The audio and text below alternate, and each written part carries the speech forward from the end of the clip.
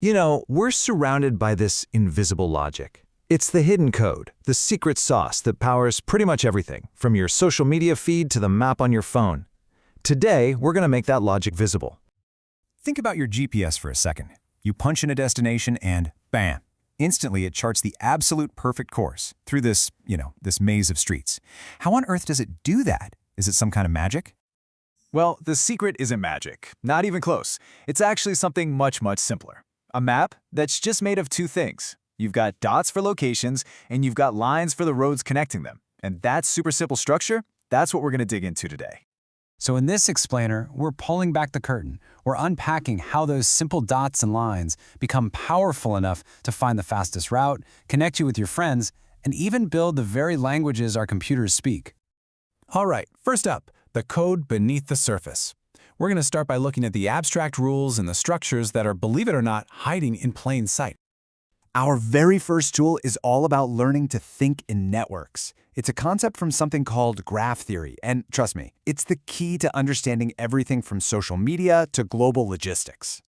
So get this, every single network, no matter how ridiculously complex it seems, is built from just two things. First, you've got vertices. Those are the dots. They can be anything: cities on a map, people on social media, websites on the internet.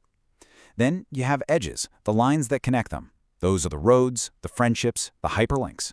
That's it. It all comes down to just dots and lines. Okay, so once you have a network of dots and lines, you can start asking some really useful questions. And the most basic one is about something called reachability. It's simple, really. If you start at one dot, can you follow the lines to get to another one? Can you get from A to B? And this is where it clicks into place, right? This is why it matters. On a social network, reachability is what tells you if someone is a friend of a friend. For a news story or even a virus, it maps out how it could spread through a community. And for airlines, it's the fundamental question: is there even a way to fly between these two cities? But not all connections are created equal. We can add another layer of detail. An undirected edge is basically a two-way street. Think of a Facebook friendship. It goes both ways. But a directed edge, that's a one-way street. It's like following someone on X. You connect to them, but they don't necessarily have to follow you back. And building right on top of that idea, we get these two really handy terms: in degree and out degree. In degree is just a count of the incoming connections, like how many websites are linking to your site. And out degree is the exact opposite, all the outgoing ones. So simple, right? But these are incredibly powerful ideas. In fact, this idea of in degree was the bedrock of how search engines like Google first figured out which web pages were the most important ones online. Now, when you move from one dot to another by following these lines, you're creating what's called a path. It's just a route through the network, a sequence of connections. You know, your flight from New York to LA with a layover in Chicago, that's a path through the airline's network.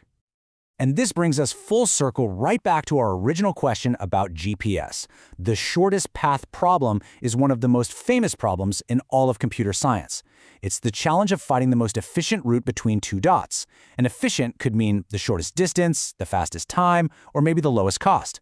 This is exactly what your navigation app is doing millions of times a day. But some of these path problems are, well, they're incredibly difficult. The Hamiltonian cycle, for instance, is like the ultimate road trip challenge. It asks for a path that visits every single city in the network exactly once before you get back to where you started. For a delivery driver, that's the dream route, right? The most efficient trip possible. But actually finding that route in a big network is a massive computational headache that still stumps the experts.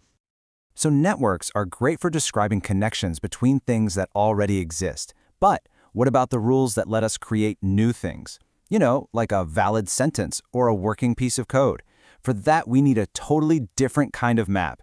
We need to look at the rules that build worlds. This is where something called a context-free grammar, or a CFG, comes into play.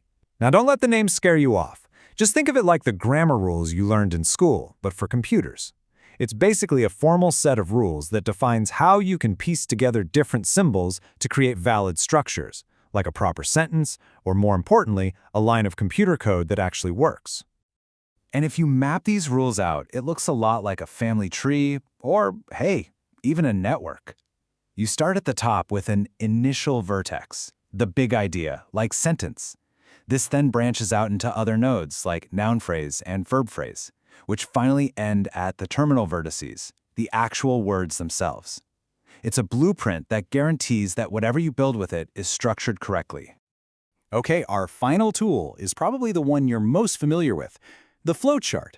This is another way to map out logic, but instead of mapping connections or language structure, it maps out a process, a series of steps and decisions you need to take.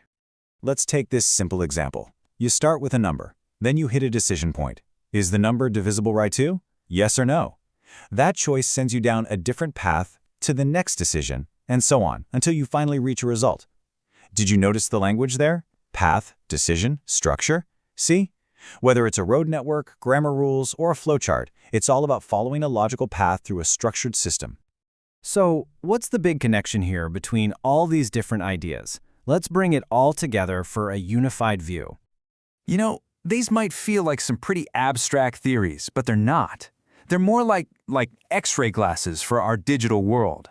They let us look at a crazy complex social network, or a computer program, or even a simple decision, and see the simple, logical skeleton that's holding the whole thing together. They help us see the hidden order in the chaos. Which really just leaves us with a final thought. These incredibly powerful, fundamental ideas are underpinning the technology we use every single day, and we usually don't even give them a second thought. It just makes you wonder, what other essential logic, what other elegant systems are hiding right there in plain sight? Something to think about. Thanks for tuning in.